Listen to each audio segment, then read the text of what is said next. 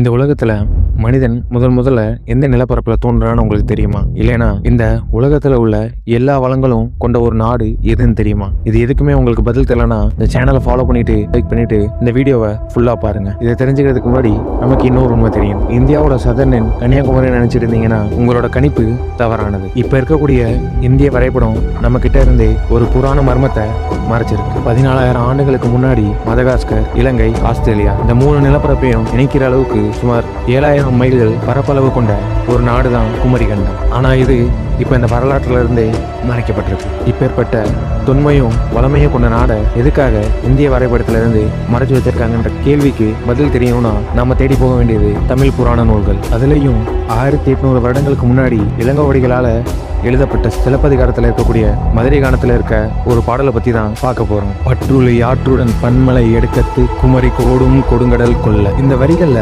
இளங்கோவடிகள் பற்றுளி அப்படின்ற ஒரு ஆற்றை பத்தியும் அது பெரும் மலைகளுக்கு இடையே அமைந்திருப்பதாகவும் குமரி என்ற நிலப்பரப்பை சேர்ந்ததாகவும் ஆனா அது கொடுங்கடலால் இப்போ அழிஞ்சிருச்சுன்னு இந்த பாடல்ல குறிப்பிட்டிருக்காரு. இது போக கலித்தொகையிலையும் 104வது பாடல்ல இந்த பற்றுளி ஆற்றை பத்தி குறிப்பிட்டிருக்காங்க. இது மாதிரி பல ரெஃபரன்ஸ்களை 2000 வருஷத்துக்கு முன்னாடியே எழுதின நூல்கள்ல இருந்து நம்மளால எடுத்து காட்ட முடியும். அப்போ இந்த நிலப்பரப்பு இருக்கிறது உண்மைதானா?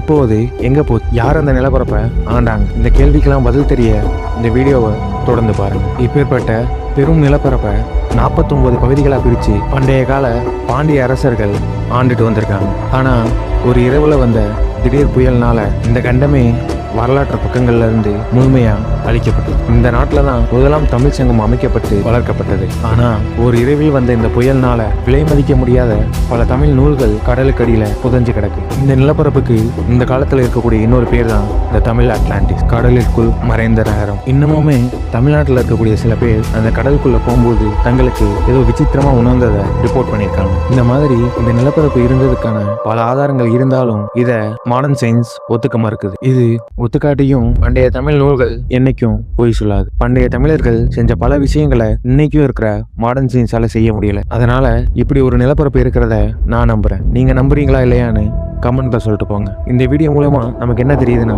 வரலாறுன்றது மறைக்கப்பட்டதா மட்டும் இல்லாம கடலுக்கு கீழே புதைக்கப்பட்டதாகவும் இருக்கலாம். இந்த மாதிரி இன்ட்ரெஸ்டிங்கான தமிழ் ஸ்டோரிஸ்க்கு நம்ம சேனலை ஃபாலோ பண்ணிக்கோங்க. அடுத்த ஒரு மர்மத்தோட சந்திப்போம்.